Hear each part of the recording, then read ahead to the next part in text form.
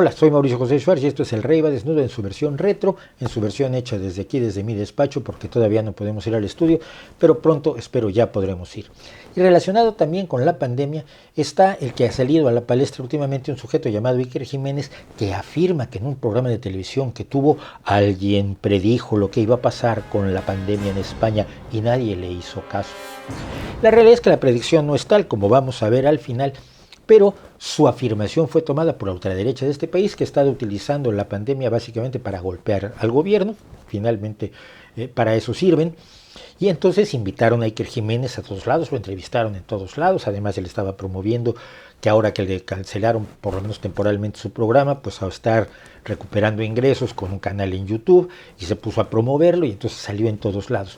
Esto hizo también que un periodista de la órbita del partido Podemos lo criticara, y esto molestó muchísimo a Iker Jiménez. Entonces la gente no sabe si este señor es un periodista de verdad o es un misteriodista, es decir, alguien que cuenta historias de misterio simulando que son periodismo, fingiendo que las investiga, haciendo como que cuenta la verdad, pero guardándose mucho de que los misterios se desvelen, porque cuando se resuelven los enigmas, los misteriólogos se quedan sin trabajo. Los medios de comunicación que en el pasado le daban alguna bola a los misteriólogos, pues hace un tiempo que pudorosamente no menciona nada de Iker Jiménez, de sus fantasmas, de sus platillos volantes, de sus poderes paranormales, de sus teleplastias, de sus psicofonías y de toda la panoplia de cuentos que son la base de su éxito.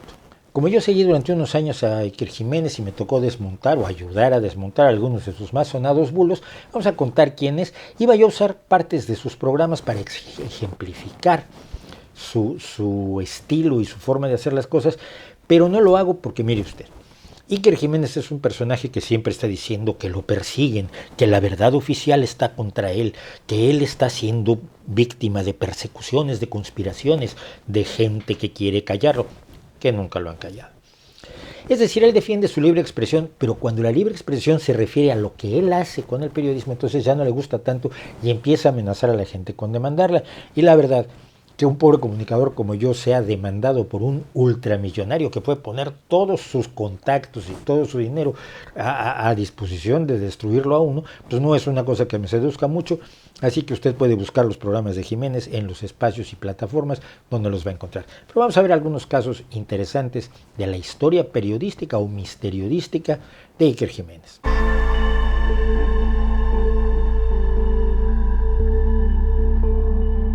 Iker Jiménez aparece a la luz pública en 1995, a los 22 años de edad, de la mano de Fernando Jiménez del Oso. Jiménez del Oso fue también uno de los grandes comerciantes de la misteriología, sobre todo en los años en que era medianamente legítimo tratar de investigar esto para ver si era cierto, si había platillos volantes, visitas extraterrestres, fantasmas, poderes paranormales, comunicaciones con el más allá, etc. No se había investigado en los últimos 40 años, las investigaciones han sido intensas y lo que se ha hecho es desmontar una cantidad de bulos enorme, y en este momento seguirlo vendiendo es un poco como decirle a un adulto mayor que si guarda su dentadura postiza abajo de la almohada, le van a dejar algún ser extraterrestre, le va a dejar una Magnum de champán y un reloj como los que suele usar Iker Jiménez. Pero en aquel momento la misteriología era medianamente legítima y así comenzó Iker Jiménez. En 1999 publicó su primer libro, Enigmas sin resolver, con una lista de temas que son los que ha seguido refriteando y refriteando y refriteando a lo largo de los años. Alguna vez ha tratado de sacar algo nuevo, pero salieron las cosas muy mal, como vamos a ver después. Su estilo de comunicación es populachero, extravagante, muy del siglo XIX, donde el narrador es el héroe, es una especie de como Indiana Jones contándote su historia. Entonces, abrimos la puerta del cementerio que chirrió de manera amenazante. Armándonos de valor, dimos un paso al interior del cementerio y nos enfrentamos a lo desconocido. Este tipo de narración, que está bien para niños sobre todo, es lo que ha fincado el éxito de Iker Jiménez. Aunque esto rompe con una de las reglas cardinales del periodismo actual, y es que el reportero, el periodista, el narrador, no es ni puede ser el protagonista. El protagonista es la historia, el protagonista es la información, el protagonista es la persona a la que le pasan las cosas y la persona de la que uno está contando lo que ha acontecido. No es uno pues el héroe. Pero este estilo se presta además a la profusión de adjetivos. Todo es misterioso, escalofriante, pones los pelos de punta. Es inexplicable, misterioso, incomprensible, extraño, arcano, confuso, turbio, oscuro, oculto, aterrador y terrorífico, es decir, huyuyante. Su fórmula a lo largo de los años ha sido la misma, aunque con el tiempo se ha vuelto un poco más prudente, es decir, hay afirmaciones que no hace, pero las presenta de tal manera que sus seguidores llegan a la conclusión de que son absolutamente reales. Se aplica aquí un meme reciente que ha estado moviéndose respecto de los periodistas, que nos dice, si una persona te dice que está lloviendo y otra persona te dice que no está lloviendo, tu función no es citar a los dos para que la gente decida si está lloviendo o no según los argumentos. Tu función es ir a la ventana y ver si está lloviendo e informarle a la gente de la verdad. Eso es lo que no hace el misteriodismo. Y cuando esto se adiciona con patrañas, mentiras, embustes y engaños, pues el negocio es mejor y la vergüenza es mucho mayor, como vamos a ver en estos casos.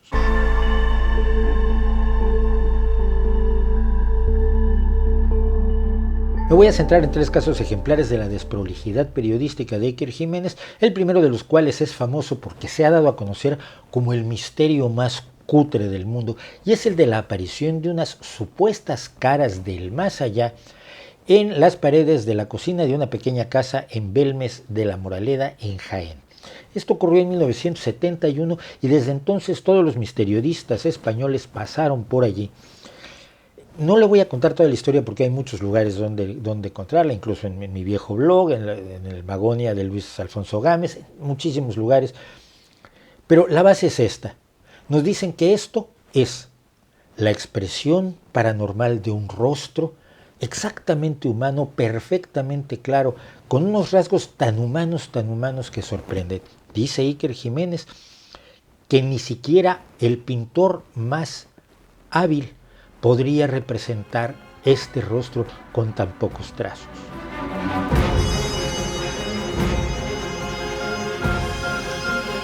Y así se ha hecho el cuento. A esta cara se añadieron otras, aparecieron otras, desaparecieron. La gente ha olvidado algunas. Por ejemplo, en un momento dado apareció la cara de Francisco Franco cuando todavía no le había hecho España su principal servicio al exhalar su último hediondo suspiro. Iker Jiménez junto con Luis Mariano Fernández hicieron un libro en 2003 para aprovechar su parte del cuento. Y el libro se llamó Tumbas sin nombre y en él adelantaron la idea, sacada tan de la manga como todas las demás, de que estas caras eran de víctimas de la Guerra Civil Española. La Guerra Civil Española sigue vendiendo muchísimo en España.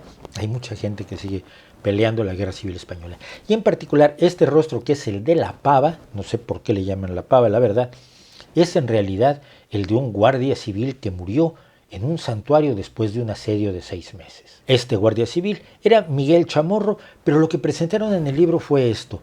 Y como explica Luis Alfonso Gámez en Magonia, el problema es que tomaron la foto original de Miguel Chamorro, le invirtieron el bigote, le abrieron la boca en un gesto terrorífico y luego dijeron que era la pava. El escándalo fue tan grande y en él intervinieron personas como Lola Cárdenas y Fernando Frías y otras personas que investigan misterios tratando de averiguar qué son realmente y no simplemente buscando venderlos, que en una edición posterior del libro explicaron que bueno, el bigote se había invertido para representar cómo Miguel Chamorro podía haber tenido el bigote después de 6 meses de asedio, ya que no tenía acceso a comprar fijador para ponerse las puntas del bigote hacia arriba. Ese, más o menos, amigos, es el nivel. En 2004, cuando el cuento de las caras de Belmes estaba dejando de ser negocio, se inventaron una nueva casa de nuevas caras, donde aparecían también caras que al parecer fueron pintadas con aceite o con otro sistema similar, y que Iker Jiménez dijo que él pagaría los estudios científicos. Siempre usa la ciencia, porque la ciencia hay que mencionarla mucho mientras no la uses. Esa es una regla básica de la misteriología, que él iba a hacer unas pruebas que nunca se hicieron. El asunto fue tan vulgar que todo el mundo hoy ha olvidado completamente la nueva casa de las caras o la casa de las nuevas caras, pero el relato de las caras de Belmes y de las nuevas caras y de todo el lío de misteriólogos negociantes que hubo alrededor lo contó Javier Cabanillas en el libro Los Caras de Belmes. Por cierto, la investigación de Cabanillas le costó una fuerte demanda de otro misteriólogo que estaba ofendidísimo de que lo exhibieran. Este mismo misteriólogo, Pedro Amorós, ya me había amenazado a mí con demandarme, y en mi blog El Retorno de los Charlatanes hay un relato amplio también del caso. El misteriólogo perdió el juicio. Perdió el juicio, me refiero a los tribunales. El otro juicio parece que lo había perdido un poco antes.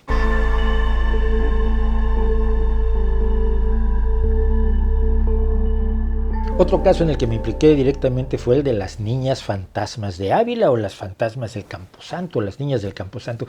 Quiere decir que a Iker Jiménez le gustan mucho los niños, sabe que el morbo de las tragedias infantiles vende y vende bien y lo utiliza continuamente.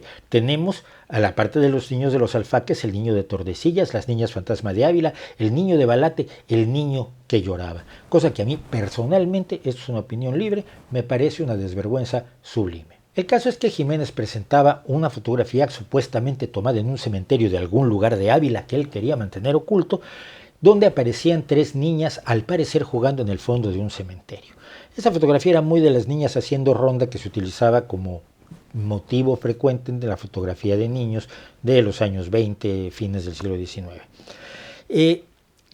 Había otra fotografía de un niño que aparecía atrás de una tumba, pero era tan cutre que todo el mundo lo olvidó. Ese es el chiste de muchos de estos misterios. La parte más vergonzosa la olvidan rápidamente como si no hubiera existido y como si no fuera parte de la demostración del nivel al que se llega en el embuste. La gente razonable que vio las fotos se dio cuenta que eran más falsas que un euro con la cara de Bad Bunny. Y le pedimos a Iker Jiménez que nos mandara las fotos. Él se negó a enviar las fotos, nunca me las mandó, pero algunas personas de su oficina que por lo visto no lo querían mucho me mandaron las fotos. Algunas personas de aquel extraño lugar de Ávila se pusieron en contacto conmigo, me dijeron que cuidado, que eso era todo un embuste, que conocían a la familia García se llamaba por cierto, y que el lugar era Navalperal de Pinares.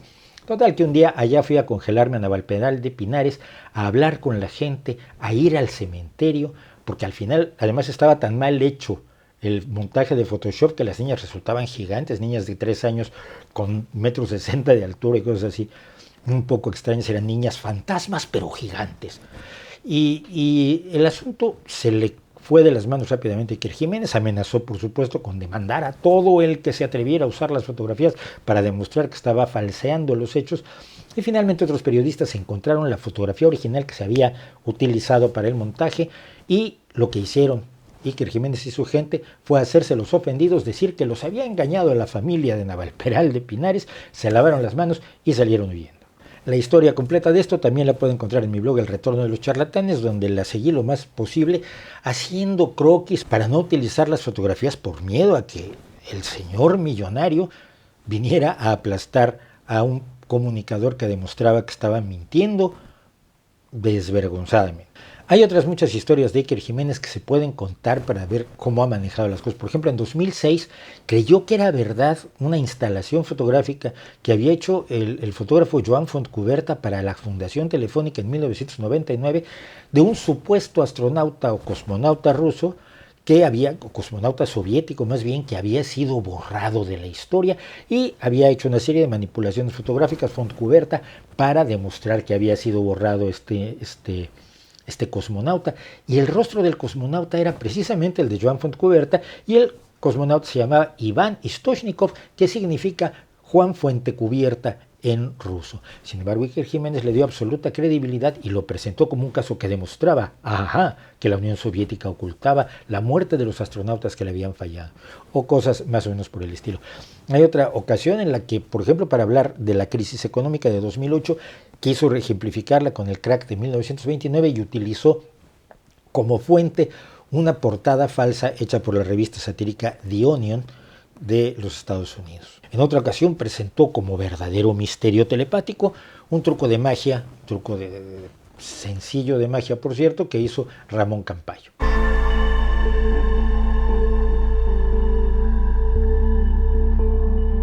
En su libro original de 1999, Iker Jiménez presenta como gran misterio un trágico caso policíaco en el que una persona de identidad desconocida fue arrollada por un tren en el barrio de Buisaca, en Santiago de Compostela.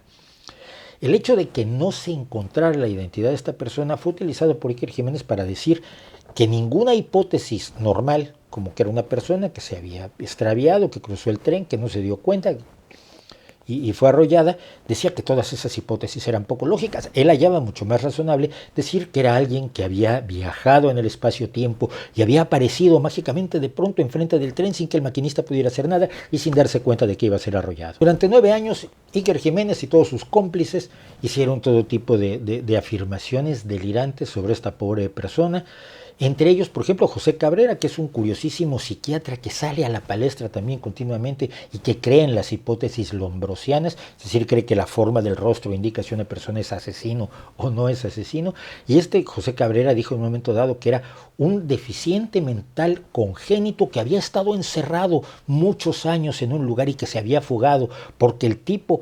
Y él relataba además la forma de la cabeza después del golpe, que hombre, desafortunadamente la gente queda deforme después de un golpe de estas características, y él con eso ya concluía que era un deficiente mental congénito. En 2008, y mediante comparación de huellas dactilares, finalmente se pudo identificar a la víctima, que no era ni un fantasma, ni un extraterrestre, ni un viajero en el tiempo, ni un deficiente mental congénito, sino un joven común y corriente, Óscar Ortega Basalo, que vivía en Castelldefels, que estaba preparando oposiciones, se había ido de vacaciones, dejándole una nota a su madre de que se iba de vacaciones y había desaparecido. A diferencia de los miles y miles de desaparecidos que hay en España y a los que se sigue buscando, él tuvo la desgracia, como dice Luis Alfonso Gámez, de caer en las garras de Iker Jiménez y su banda de inventores de misterios.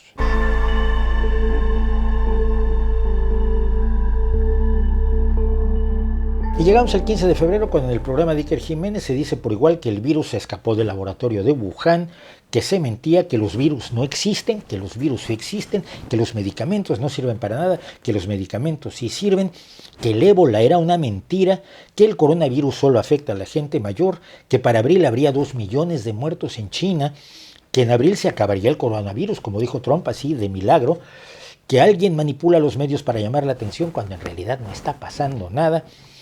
Que los casos en España son livianos, que no hace falta tomar más medidas a menos que aumente la infección, que hay que lavarse las manos y que no hay que obsesionarse. Allí no hubo ninguna predicción, pese a que la Organización Mundial de la Salud ya había declarado una emergencia mundial el 31 de enero. Quienes dijeron estas cosas diferentes fueron, por supuesto, 4 invitados diferentes que tenía Iker Jiménez en el plató. Cuando dices todo, aciertas. Este es un truco que utilizan generalmente los adivinos. Adivinan muchas cosas, predicen muchas cosas, confiando en que en alguna acertará. Si dices, bueno, viene una pandemia, la Organización Mundial de la Salud ha declarado una pandemia, esto no va a pasar nada en España, es una predicción. Otra predicción es, va a ser un problema serio para España. Alguna de las dos va a ser real. Y si tienes una persona que dice una cosa y otra persona que dice la otra, lo que no puedes decir es que en tu programa se predijo algo cuando no hay ninguna base para una u otra visión. En el caso del coronavirus, simple y sencillamente no se sabía, como hemos analizado aquí varias veces en los videos retro que hemos estado haciendo. Y llegamos a que dice Iker Jiménez que el 1 de marzo su programa predijo lo que iba a pasar, pero tampoco hay tal. Hay una visión tan torcida como la del conspiranoico coronel Baños, que se pregunta cómo es posible que en 3 meses no tengan una vacuna. Pues es posible porque usted no tiene idea cómo se hace una vacuna, coronel. Porque una vacuna no se puede hacer en 3 meses. No es como hacer un pastel. Las dificultades técnicas científicas que tiene crear una vacuna son enormes. Un investigador misteriológico que tiene Pablo Fuente afirmó con muy buena razón: nadie está preparado para enfrentar esta situación. Jamás ha habido algo así. Necesitamos empezar a actuar hoy. Pues sí, tenía razón. Esto es perfectamente razonable. Tan es así que se estaba actuando.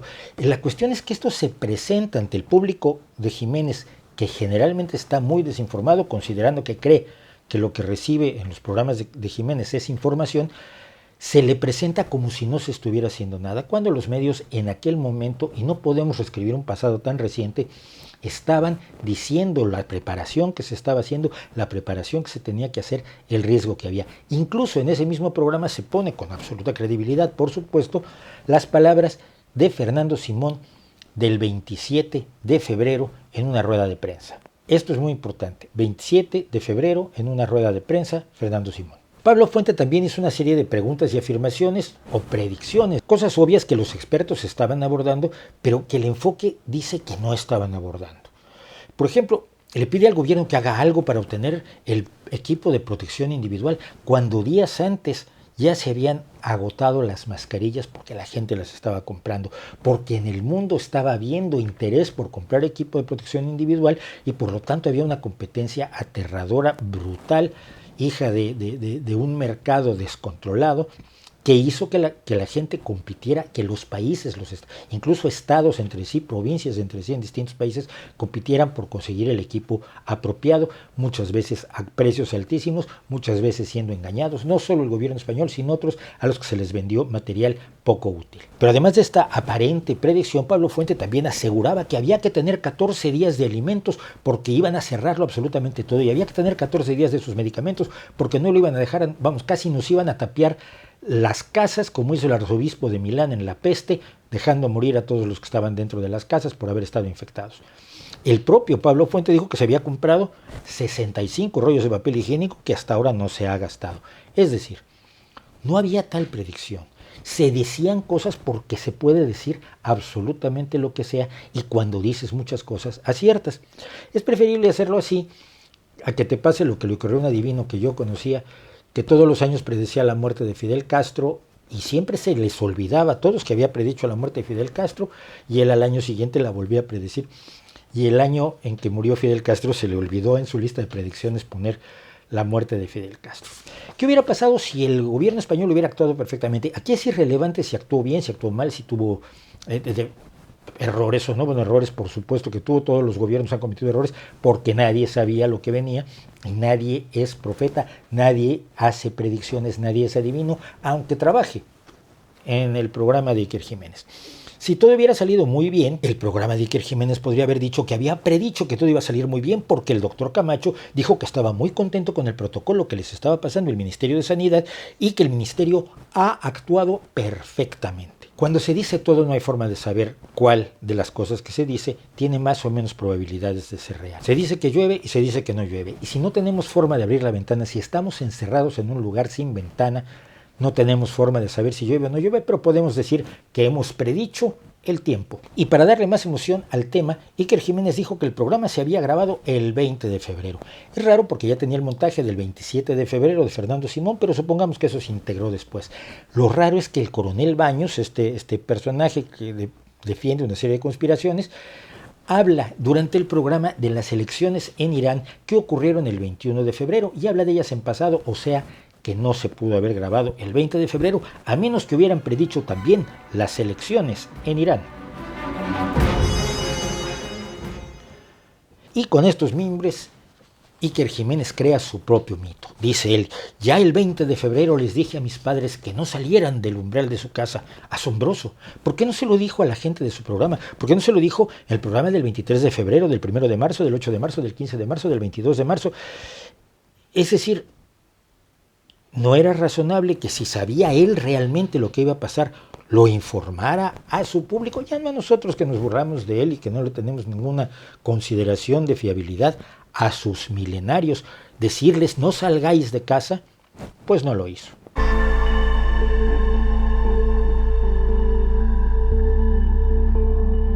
Una declaración de Iker Jiménez en su campaña de marketing reciente ejemplifica perfectamente el doble sentido y la insidia que maneja en la forma en que arma sus diálogos. Dice: es bastante plausible que el genoma de este coronavirus tenga secuencias muy semejantes al SIDA.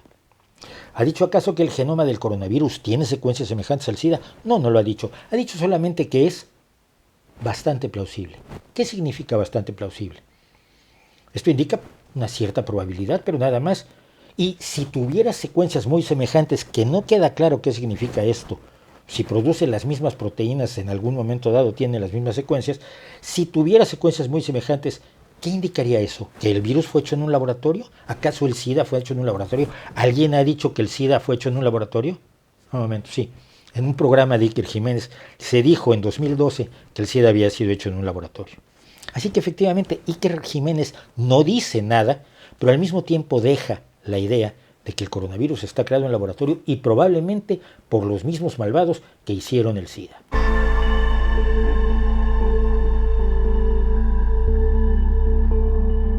En estos tiempos de incertidumbre, todos los simuladores en todos los terrenos tienen campo abierto.